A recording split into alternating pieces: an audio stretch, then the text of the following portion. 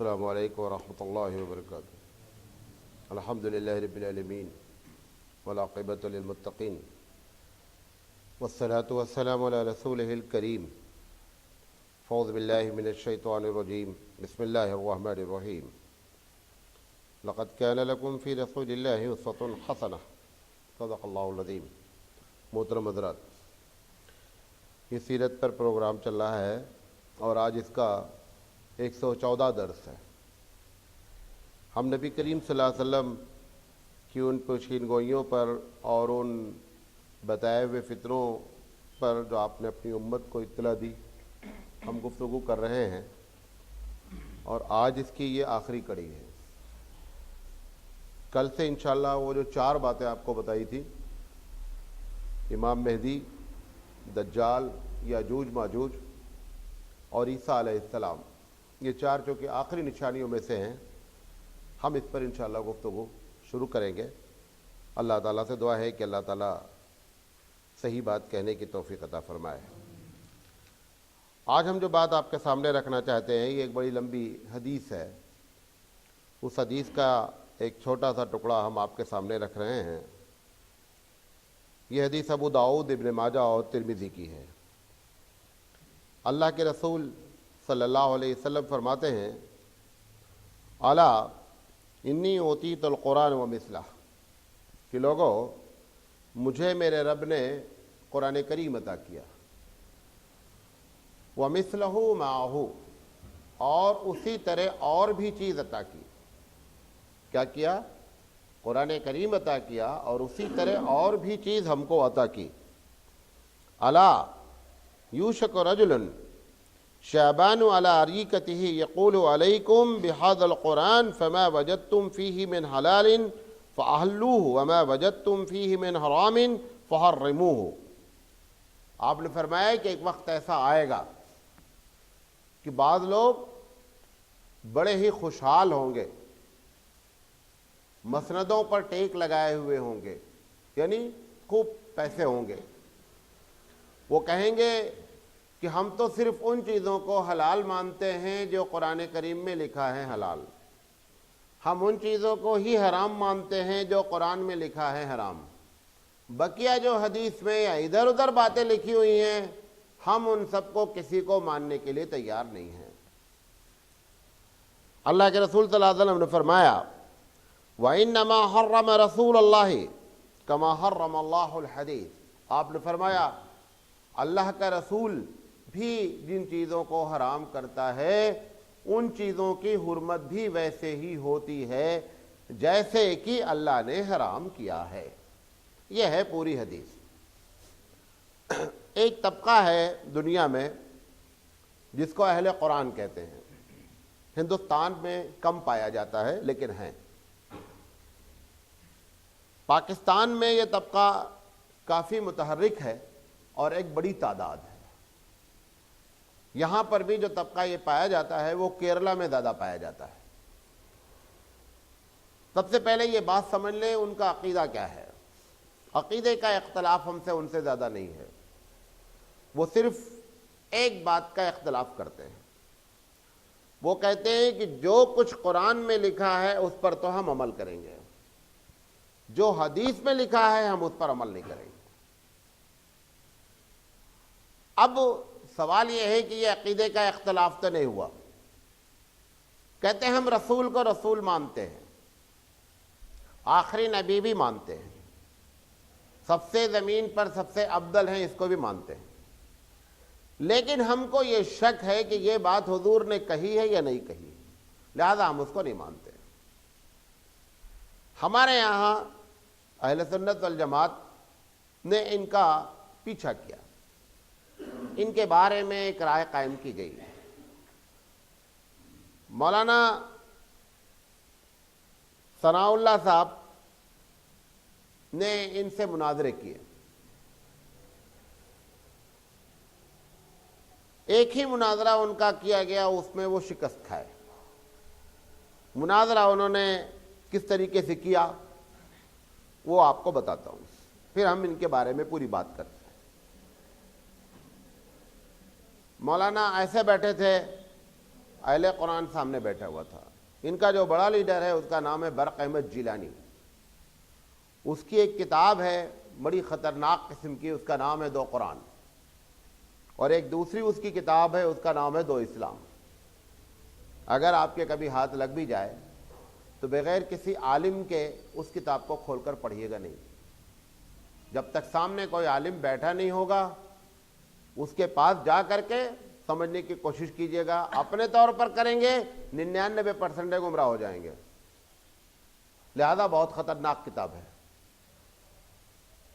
قاری طیب علیہ الرحمہ vice chancellor of Darul Uloom Deoband university نے اس کتاب کا جواب بھی لکھا ہے. دونوں کا جواب انہوں نے لکھا ہے اور بہت معقول جواب لکھا ہے. بہرحال یہ آپ کو اس لیے بتا دیا ہے کہ کبھی یہ ہاتھ کتاب لگ جائے تو خدا کے واسطے بغیر عالم سے سامنے بیٹھے ہوئے کتاب کو پڑھنے کی کوشش نہیں کیجیے گا. تو مولانا ادھر بیٹھے تھے, وہ ادھر بیٹھا تھا. کہا دیکھو مناظرہ تو شروع ہوگا, پہلے ایک مسئلہ ہے اس کو حل کر دیں گے پھر مناظرہ کریں گے. مولانا کے پاس رومال تھا, محسن اللہ صاحب کا رومال تھا. انہوں نے رومال کو لپیٹ کر رکھ دیا اپنے ٹیبل کے سامنے. انہوں نے کہا یہ جنازہ ہے. یہ کیا ہے؟ سمجھو جنازہ ہے. اس کو قرآن مجید کے مطابق دفن کرنا ہے, کفن کرنا ہے, گاڑنا ہے, نماز پڑھنا ہے, جیسا قرآن میں لکھا ہے ویسا کر دینے کا ہے. پہلے یہ مسئلہ حل کرو, اس کے بعد مناظرہ کریں گے. اب وہ اس کے پاس اس کا کوئی جواب نہیں تھا, کیونکہ قرآن مجید میں کہیں نہیں لکھا ہے کہ جنازہ کیسے دفنایا جائے, کیسے کفنایا جائے, کیسے نہلایا جائے, قبر کیسی بنائی جائے. قبر کی دو قسم ہے, ایک کو قبر کہتے ہیں, ایک کو لحد کہتے ہیں. کوئی چیز کا بھی ذرہ برابر ڈیٹیل قرآن مجید میں موجود نہیں ہے. مولانا نے کہا پہلے یہ مسئلہ حل ہونا ہے, اس کے بعد مناظرہ ہونا ہے. اور مسئلہ بھی حل ہونا ہے کہاں سے؟ قرآن کریم سے, کیونکہ تم کہتے ہو قرآن کے علاوہ ہم کسی چیز کو ماننے کے لیے تیار نہیں ہیں. بہرحال مناظرہ ختم ہو گیا. وہ جو جج تھے انہوں نے کہا صاحب ایسا ہے کہ یہی مناظرہ ہے حقیقت میں. تمہاری بات کا انہوں نے جو ہے وہ ایک سوال رکھا, تم نے اس کا جواب تمہارے پاس موجود نہیں ہے. انہوں نے کہا اگر یہ مناظرہ بھی کرنا چاہے تو ہم ایسی 50 باتیں پیش کر سکتے ہیں جس کا ان کے پاس کوئی جواب نہیں ہے. بہرحال یہ ایک طبقہ اہل قرآن ہے. اللہ کے رسول صلی اللہ علیہ وسلم اسی بات کی طرف ہم کو متنبع کر رہے ہیں کہ اے میرے امت کے لوگوں, ایسا زمانہ آئے گا کہ لوگ بڑے, کیونکہ کتنی پیاری بات ہے اگر کہی جائے کہ صاحب ہم قرآن کریم کی ہر بات پر عمل کرنے کے لیے تیار ہیں. اچھا لگتا ہے کہنے میں, وزن ہے بات میں. لیکن جو دوسری بات وہ کہہ رہا ہے کہ صاحب ہم حدیث کو ماننے کے لیے تیار نہیں ہیں. مولانا ثناء اللہ صاحب نے ایک بات اور کہی ہے, وہاں نہیں دوسری جگہ. مولانا علیہ الرحمہ نے کہا ہے کہ یہ قرآن ہے, نہیں سمجھے, یہ جو آیت ہے الحمد سے لے کر کے قل رب الناس تک یہ قرآن ہے, یہ کس نے بتایا کہ قرآن ہے؟ بات میری سمجھنے کی کوشش کر رہے ہیں. وہ بھی حدیث کے ذریعے ہی ثابت ہے. اللہ نے تمہارے کان میں آ کر کے تو بولا نہیں یہ قرآن ہے. وہ بات بھی رسول اکرم نے بیان فرمائی کہ یہ قرآن ہے. تو جس پر تم ڈیپینڈ ہو وہ خود حدیث کے ماننے پر ہی ڈیپینڈ ہو سکتا ہے, ورنہ وہ وہی اسی کا سرے سے کیا ہے عطا پتہ ہی نہیں ہوگا. بات سمجھے میری؟ اچھا, تو یہ ہے اہل قرآن. ان کا جو بیسک اختلاف ہے وہ یہ ہے کہ حدیث میں ہم کو شک ہے, لہذا ہم حدیث نہیں مانتے. سوال یہ ہے کہ بھائی ساری حدیثوں پہ تو شک نہیں ہے, جس پر ہے اس کو تو ماننے کے لیے بات کرو.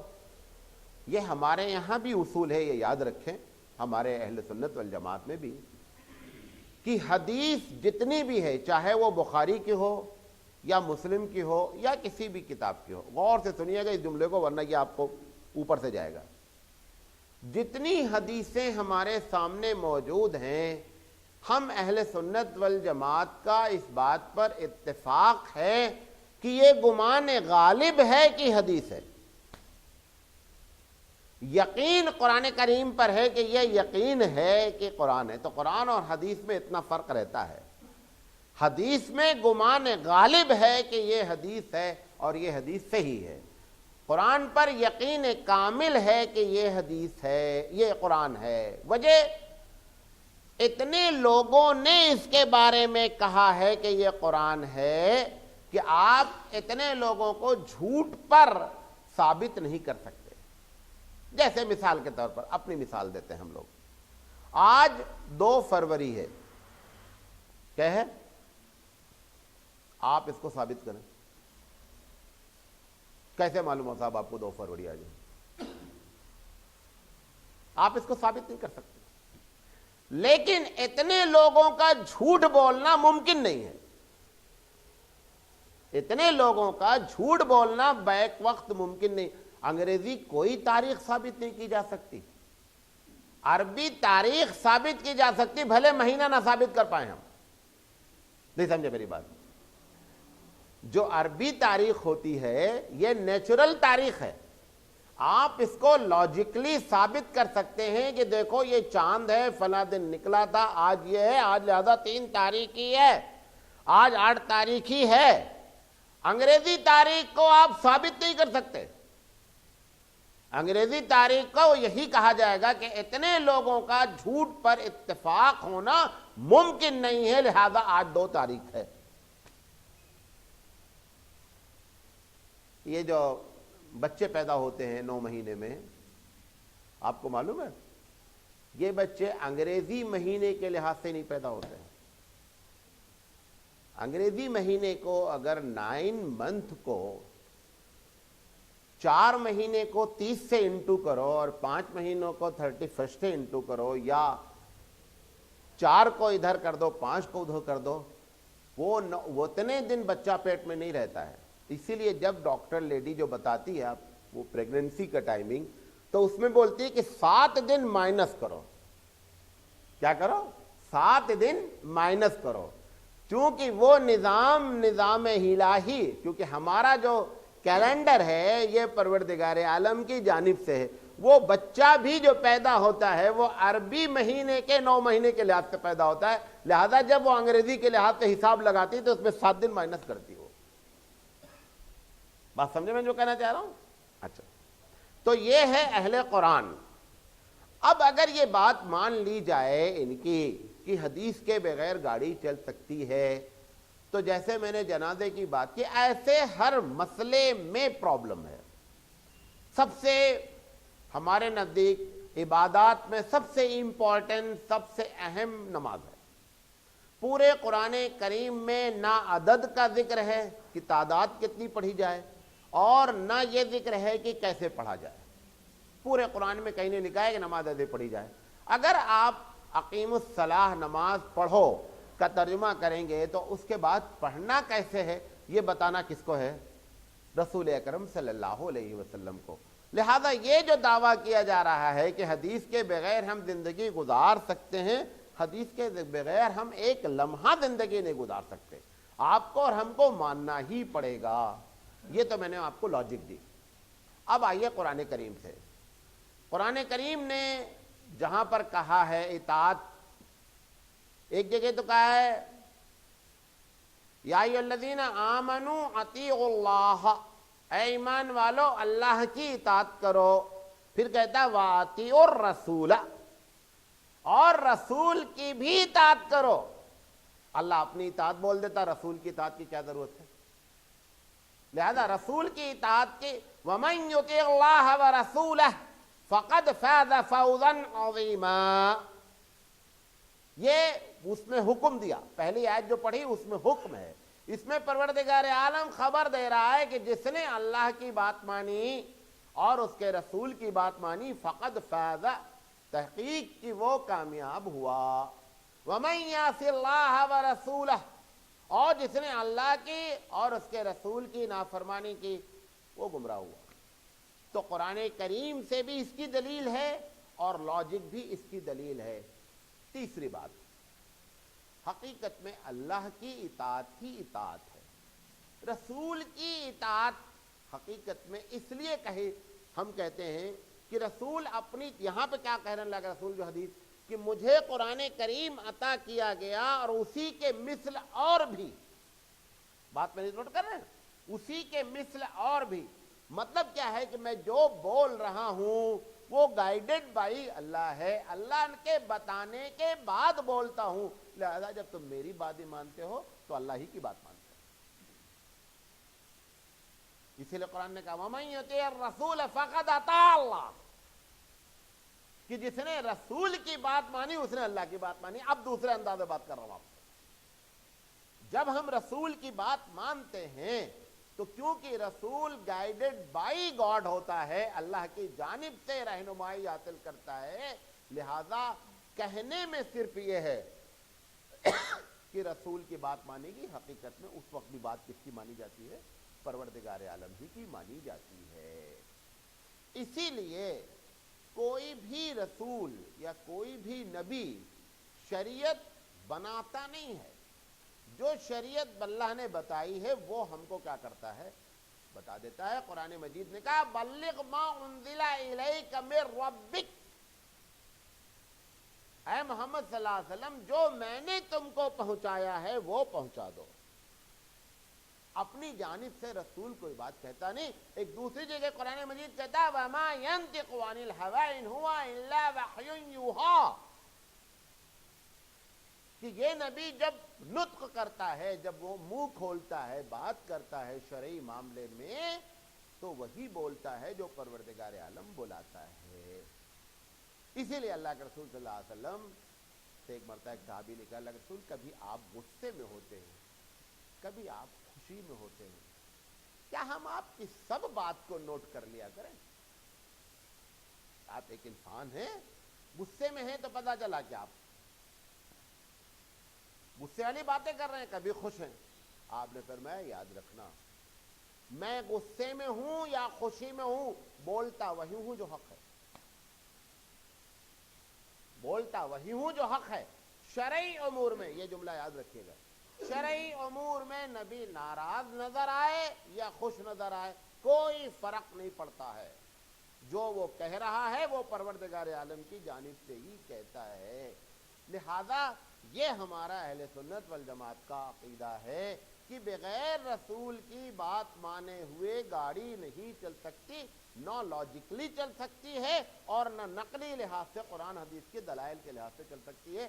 اس لیے ہمارا یہ عقیدہ، سامنے والا جو عقیدہ پیش کر رہا ہے اس کی بنیاد جو کچھ بھی ہو، لیکن آپ زندگی گزار نہیں سکتے۔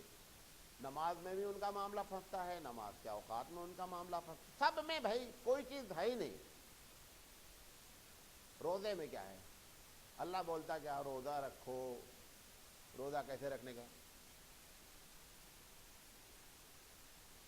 بھائی اسی سے تو پوری دنیا روزے میں کنفیوز ہوئی۔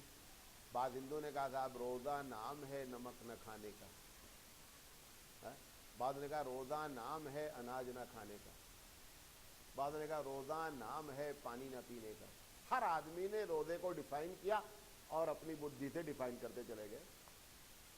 کرسچینٹی نے ڈیفائن کیا، انہوں نے کہا روزہ نام ہے سیکریفائس کا، قربانی دینے کا۔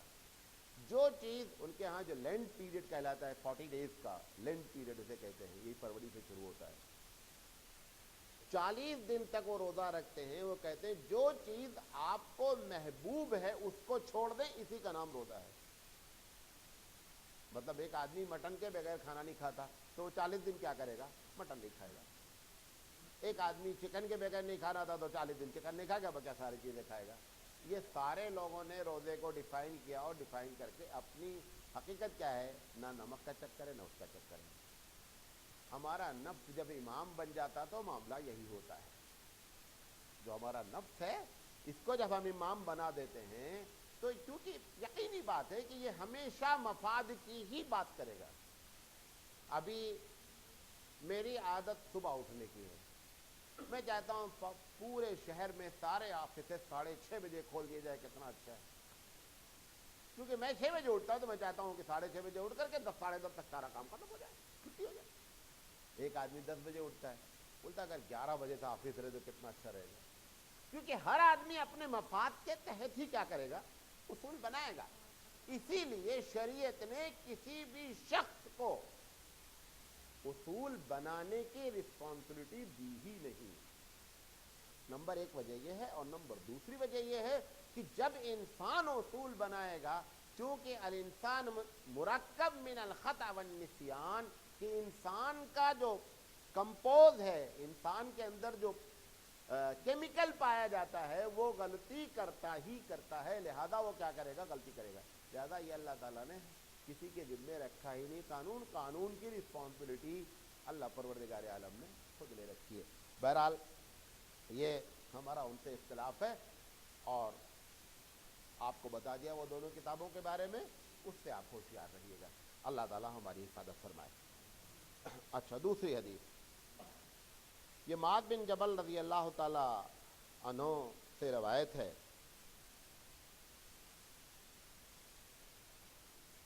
کہتے ہیں نبی کریم صلی اللہ علیہ وسلم نے فرمایا، سنیے گا غور سے، خذوا العطایا ما دام العطا، گفٹ اس وقت تک لینا جب تک کہ گفٹ رہے.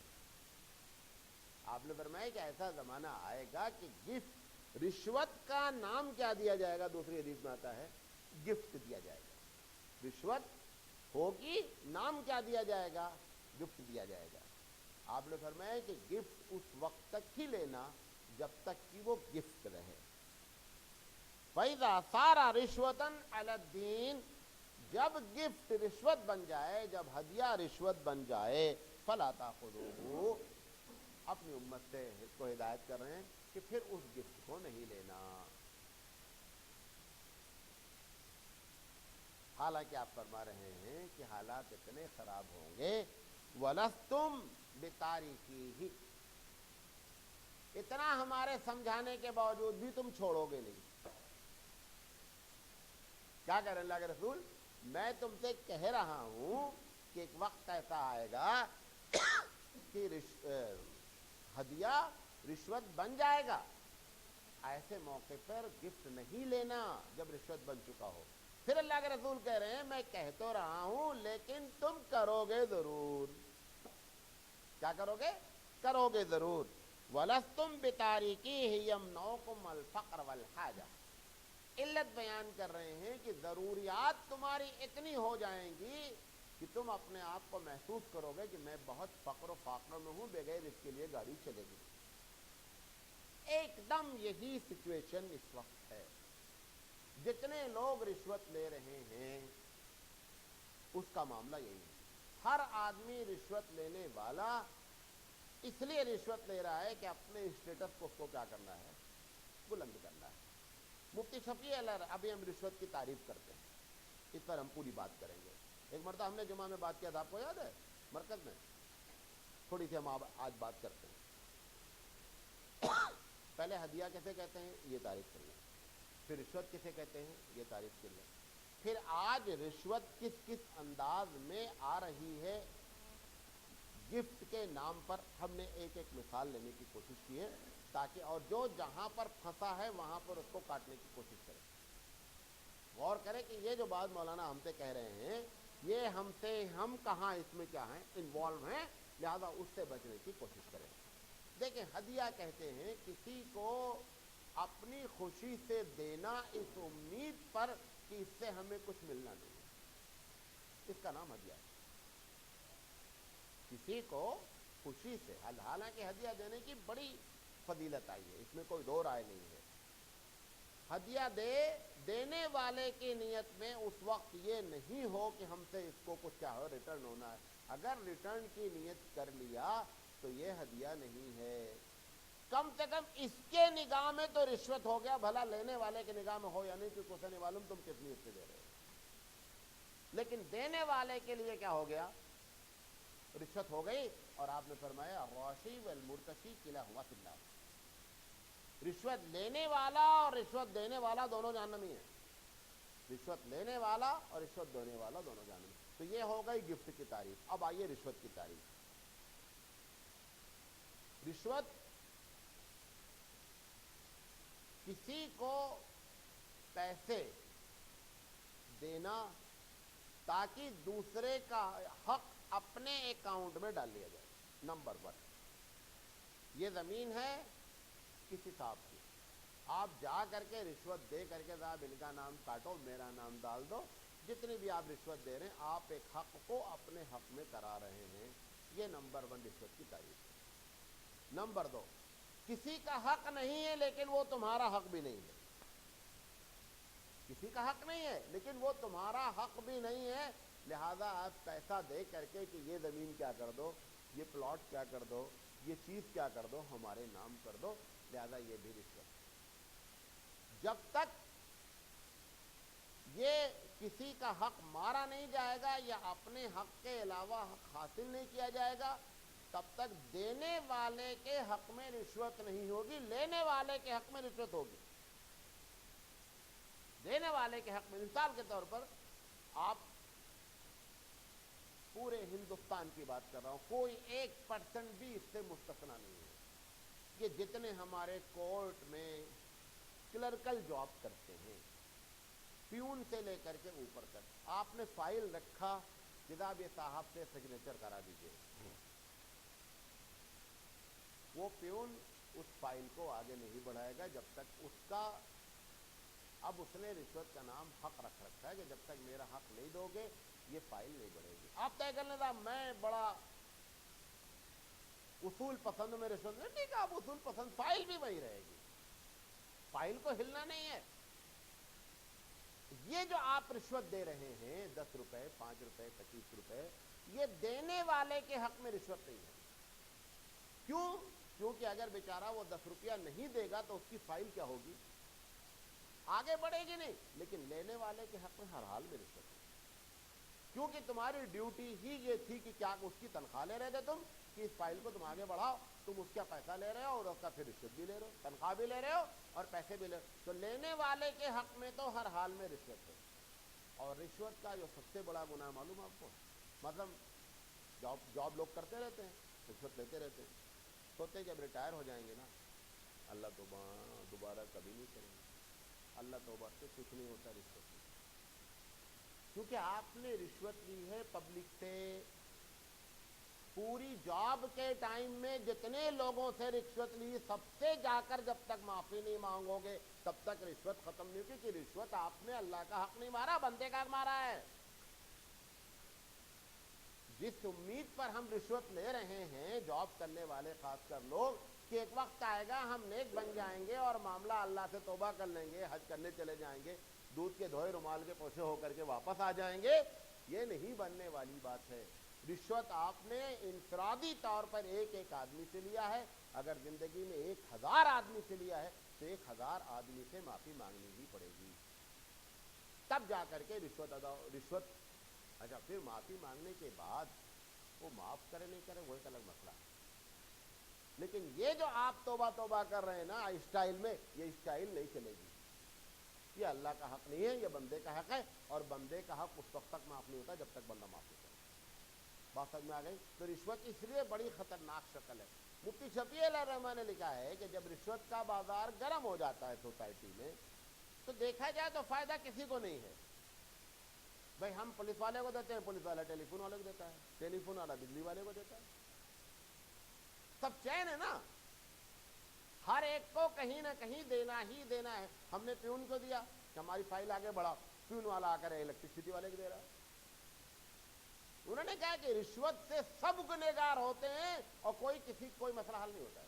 سب گنہگار ہوتے ہیں، ٹوٹل ایک طرف سے پوری چین گنہگار ہوتی ہے، کیونکہ ہر آدمی کو کہیں نہ کہیں کیا کرنا ہے، کسی نہ کسی اس سے پھنسنا ہی پھنسنا ہے، لہذا اس کو رشوت دینا ہی دینا ہے. اچھا یہ ہو گئی رشوت کے بارے میں بات. میں نے ایک 10-12 چیزیں لکھی ہیں کہ آج کل اس انداز میں رشوت آتی ہے، جو گفٹ کے نام پر آتی ہے اور حقیقت میں کیا ہے وہ رشوت ہے. سب سے پہلے میں نے لکھا ہے گورنمنٹ کے بڑے بڑے ٹینڈر ہوتے ہیں، ہر ڈپارٹمنٹ میں ٹینڈر ہوتے ہیں کچھ نہ کچھ. اب وہ ٹینڈر کے وقت جب ٹینڈر ہوتا ہے تو اس میں سارے آفیسرز کا ایک پرسنٹیج ہوتا ہے. جس کو ٹینڈر ملنا ہے، جس نے لیا ہے، یہ انڈرسٹوڈ بات ہے، یہ بات آلریڈی طے ہے کہ جس کا بھی ٹینڈر کھلے گا اس کو 25 سے 30% ڈپارٹمنٹ کو کیا کرنا ہے، کھلانا ہے. مثال کے طور پر ایک روڈ کا ٹینڈر لیا ایک کمپنی نے، 1 करोड़ रुपए का टेंडर है, 1 करोड़ में 25 लाख रुपए उसको किसको देना है? उस PWD डिपार्टमेंट को देना है जिसने इसको टेंडर दिया है। इसको 75 लाख में ही काम कराना है। गवर्नमेंट 1 करोड़ रुपए दे रही है, 25 लाख रुपए PWD वाले खा रहे हैं 75 लाख में। ये 75 लाख में से फिर 40 लाख रुपए और इधर उधर खर्चा करेगा। 30-35 लाख रुपए में रोड बन जाती है और एक तरफ बनती, दूसरी तरफ से फिर रिपेयरिंग शुरू हो जाती है। चक्कर सारा का सारा। ये जो टेंडर के नाम पर जो PWD हर डिपार्टमेंट, एक नाम ले रहा हूं मैं, हर डिपार्टमेंट में यही हो रहा है, रेलवे हो, PWD हो, जहां पर भी टेंडर ठेके उठते हैं सब में ये बात अंडरस्टूड होती है कि उस पूरे ऑफिसर को क्या करना है, खिलाना है। अगर आप नहीं खिलाएंगे, पास हो गया, ठीक हो गया, वो समझा था कि तो देगा देगा। अब आपने शरारत की, किताब मैं तो देने वाला नहीं 25 लाख रुपए, तो ठीक है हम करिए। अब आपने रोड बनाई, अब वो पूरा चेक करेंगे, अब ये तो उखाड़ो यहाँ से लेकर वहां तक 400 मीटर दी तो रोड गलत हो गई। उसको इतना मरता उखड़वाएंगे कि उसको जो 25 लाख बचाए उसको 60 लाख से भरना पड़ेगा।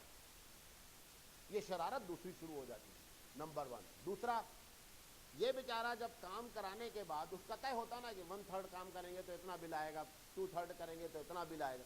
1/3 काम करने के बाद अब ये पास करता साहब हमारा, अब जो लोग बैठे हैं चेक को नीचे से ऊपर तक पास करने के लिए, वो पास ही नहीं करते चेक को।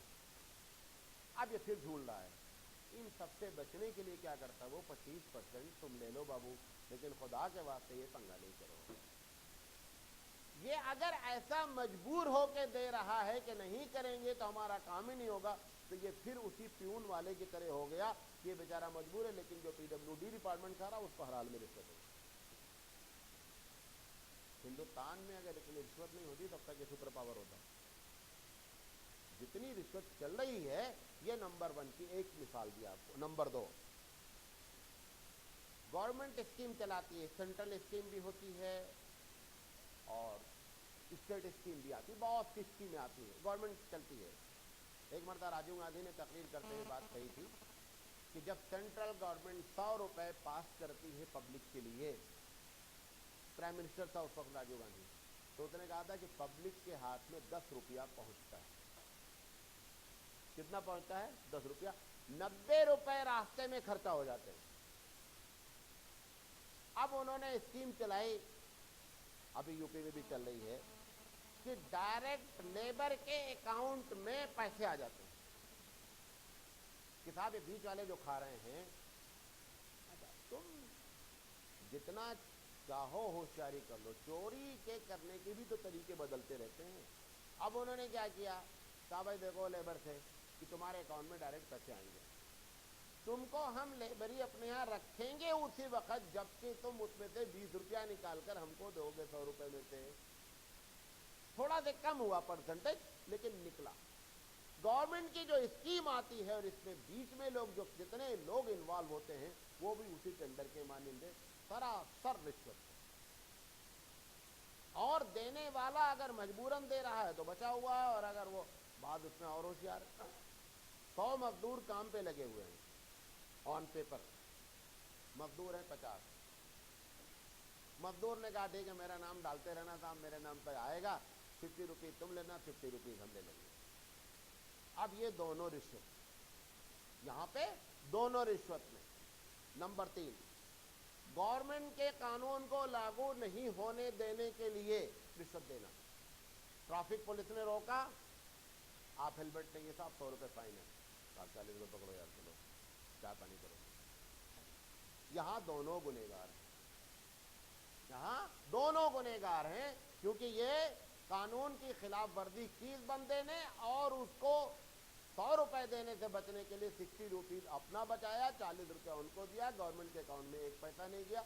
और राशि वल मुर्तशी किलाहुमा फिन्नार, ये दो के दोनों जहन्नम में जाने वाले हैं। अच्छा, काम करने के लिए फीसद फिक्स करना। गवर्नमेंट डिपार्टमेंट कहता है कि मैं तुम्हारा ये काम करा दूंगा, हालांकि वो उसका हक है कि काम कराया जाए। वो गवर्नमेंट डिपार्टमेंट वाला कह रहा है मैं तुम्हारा काम कराऊंगा, लेकिन साहब मैं क्या करूंगा, इतने % लूंगा आपसे। یہ جو اگر مجبوراً دے رہا ہے تو ٹھیک ہے، ورنہ لینے والے کے حق میں ہر حال میں کیا ہے؟ رشوت کھائی ہوئی ہے۔ اچھا، عدالت میں جج کو گفٹ دینا، عدالت میں جس عدالت میں تمہارا مقدمہ چل رہا ہے، یہ لینے والا بھی گنہگار، دینے والا بھی گنہگار، ہر حال میں گنہگار ہے۔ آفیسرز کو رشوت دینا اس بنیاد پر نہیں، کوئی آفیسر آپ کے علاقے میں آیا، آپ سوچے ہو سکتا ہے اس سے کام پڑ جائے، آپ اس کو ویسے ہی گفٹ دے رہے ہیں، ہولی دیوالی لے جا کر کے بانٹ رہے ہیں، عید بقرعید میں گفٹ لے جا کر کے دے رہے ہیں کہ کبھی فیوچر میں اس سے کام پڑ سکتا ہے۔ لینے والے کے حق میں بھی رشوت، دینے والے کے حق میں بھی رشوت، کیونکہ وہ جو جس کو آپ دے رہے ہیں پیسے اس آفیسر کو، اس کے پہلے تو آپ نے نہیں دیا، وہ آفیسر آپ کے علاقے میں نہیں تھا، تو آپ کے علاقے میں آیا، اب آپ اس کو رشوت دے رہے ہیں، پیسہ دے رہے ہیں کہ ہمارا کام، جیسے الیکشن کے موقع پہ جو کینڈیڈیٹس ہوتے ہیں ان کو علاقے والے پیسہ دیتے ہیں، بہت سے لوگ ان کو کیا ہوتا ہے کہ اگر یہ جیت گیا بندہ تو اپنا کام کیا ہوئے، جو رکا ہوا ہے سارا کا سارا کام ہو جائے گا۔ لینے والے کے حق میں ہر حال میں رشوت، دینے والے کے حق میں بھی کیا ہے، ہر حال میں رشوت ہے۔ لہذا اس طریقے سے اور بہت سی چیزیں ہیں۔ بہرحال آپ بنیادی طور پر یہ سمجھیں، جو ہماری ذمہ داری ہے اس ذمہ داری کے عوض میں تنخواہ بھی آ رہی ہے اور کیا ہو رہا ہے، پیسہ بھی آ رہا ہے، دوسرا وہ رشوت ہے۔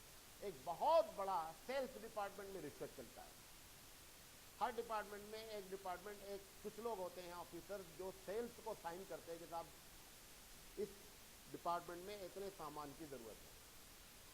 اب وہ سامان والا بندہ کہتا ہے مجھے وہ سامان بیچنا ہے، میں جا کر کے کہتا ہوں صاحب آپ میرا سامان اپنے ڈپارٹمنٹ میں لگائیے،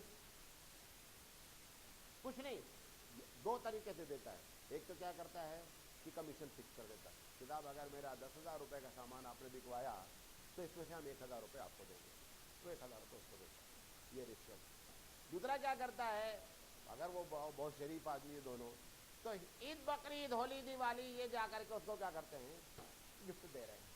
یہ سیلس ڈپارٹمنٹ کا ایک بہت بڑا جو ہے وہ رشوت کا دھندا چل رہا ہے۔ اچھا، وہ صاحب کہہ رہے ہیں کہ صاحب میں نے مانگا تھوڑے ہیں، وہ کہہ رہا ہے میرا اتنا سامان بکا دو گے، بھائی اگر اس نے کہا کہ تم میرا 1,000 کا سامان بکا دو گے، میں تم کو 100 روپے دوں گا، وہ 100 روپے گورنمنٹ کے اکاؤنٹ میں آپ ڈال دیں کہ بھائی میں نے اس کو بارگننگ کر کے اس کو اتنے میں کر لیا ہے، یہ بھی کر سکتے ہیں، گورنمنٹ کو فائدہ پہنچائے۔ جس ڈپارٹمنٹ میں آپ نے وعدہ کیا ہے کہ صاحب میں ایمانداری سے کام کروں گا تبھی آپ کو جاب دی گئی ہے، کسی بھی ڈپارٹمنٹ میں اس بنیاد پر آپ کو جاب نہیں دی گئی کہ میں خوب بےمانی کروں گا لہذا مجھے جاب دے دو۔ ہر ڈپارٹمنٹ والے نے آپ کو جو جاب دیا ہے یہ سمجھ کر کے دیا ہے، یہ انڈرسٹوڈ ہے کہ صاحب میں آپ کے ڈپارٹمنٹ میں ہوتے ہوئے جان بوجھ کر کے بےمانی نہیں کروں گا۔ یہ سیلس ڈپارٹمنٹ کا بہت بڑا چکر ہے۔ بلکہ آپ پرائیویٹ لوگ جتنے لوگ رشوت دیتے ہیں وہ اسی انداز میں دیتے ہیں، یہ سارے کے سارے رشوت کے طریقے ہیں۔ اللہ تعالیٰ سے دعا ہے کہ اللہ تعالیٰ کہنے سے زیادہ عمل کرنے کی توفیق عطا فرمائے۔ یہ کہا تقریر کی ہے بہت مشکل کام، اور جب تک مشکل کام نہیں کرتے تب تک جنت نہیں ملتی، یہ بھی پکا جانتے ہیں۔ جنت میں جانے کے لیے مشکل کام کرنا ہی پڑتا ہے۔ لن تنالوا البر حتى تنفقوا مما تحبون، نیکی تمہارے اکاؤنٹ میں آ ہی نہیں سکتی جب تک کہ تم قربانی پیش نہیں کرو۔ یا تو جنت پکڑ لو یا دنیا پکڑ لو۔ نبی کے نے فرمایا جو دنیا بناتے ہیں آخرت بگاڑ لیتے ہیں، اور جو آخرت بناتے ہیں وہ دنیا بگاڑ لیتے ہیں۔ دونوں اکٹھا، میں نے پہلے آپ کو ایک مثال دی تھی نا، یہ دونوں بہنیں ہیں، دنیا اور آخرت بہنیں ہیں، دونوں کو نکاح میں نہیں رکھ سکتے، ایک کو طلاق دینے کا ہے ایک کو رکھنے کا ہے۔ دونوں بہنوں سے انجوائمنٹ نہیں ہو سکتا، دنیا بھی مل جائے آخرت بھی مل جائے، یہ دونوں سگی بہنیں ہیں، یہ ایک ساتھ نکاح میں رہتی ہی نہیں ہے۔ باخو دعوانا الحمدللہ رب العالمین، سبحان اللہ بحمدہ، سبحانک اللہم و بحمدک، اشہد ان لا الہ الا انت، استغفرک۔ کل انشاءاللہ